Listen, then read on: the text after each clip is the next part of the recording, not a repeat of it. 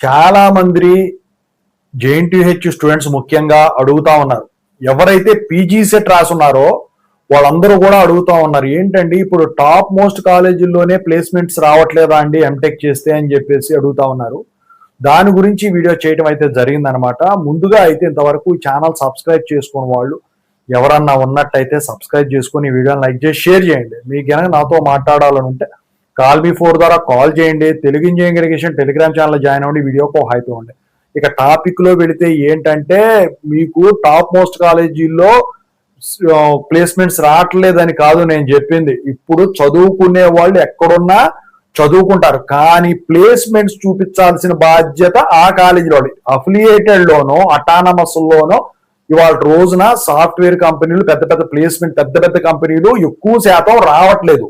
అట్లని చెప్పేసి యూనివర్సిటీలు టాప్ మోస్ట్ డీమ్డ్ యూనివర్సిటీల్లో రావట్లేదని కూడా నేను చెప్పలా. ఏంటంటే ఇక్కడ తెప్పించాల్సిన బాధ్యత వాళ్ళది కాబట్టి వాళ్ళు తెప్పిస్తారు. తెప్పించిన తర్వాత ఎక్కువ మంది కాంపిటీషన్ ఉన్నప్పుడు మీరు దానికి అనుకూలంగా ఉండాలి. జనరల్గా ఏంటంటే టాప్ మోస్ట్ కాలేజీల్లో కానీ టాప్ మోస్ట్ యూనివర్సిటీల్లో కానీ మీకు ఏంటంటే ఆ టైంకి మొత్తం కూడా కంప్లీట్ చేసుకోగలగాలి. ఒకవేళ final year project 4th semester లో ఉన్నా కూడా, for example JNTH university, Osman university ఇలాంటి వాటిల్లో మీకు ప్లేస్మెంట్స్ అనేవి ప్రొవైడ్ చేస్తారు.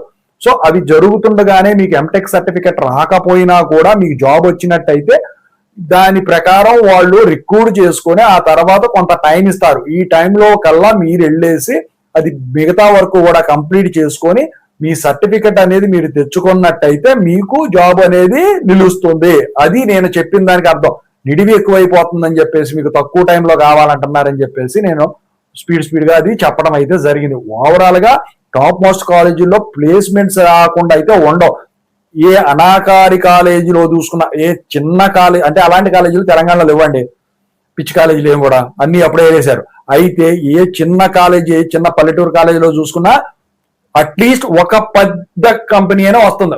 పెద్ద కంపెనీ కాకపోయినా ఒక పెద్ద కంపెనీ వస్తే మిగతా చిన్న చిన్న కంపెనీలు వస్తాయి.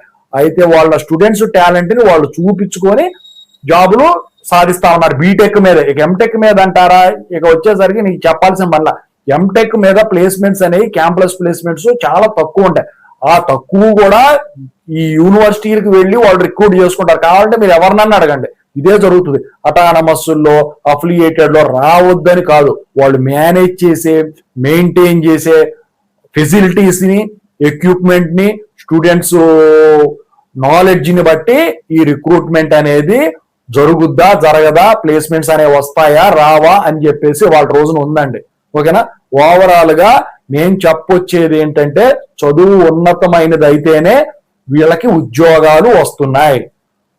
ఓకేనా. అది ఓవరాల్ గా.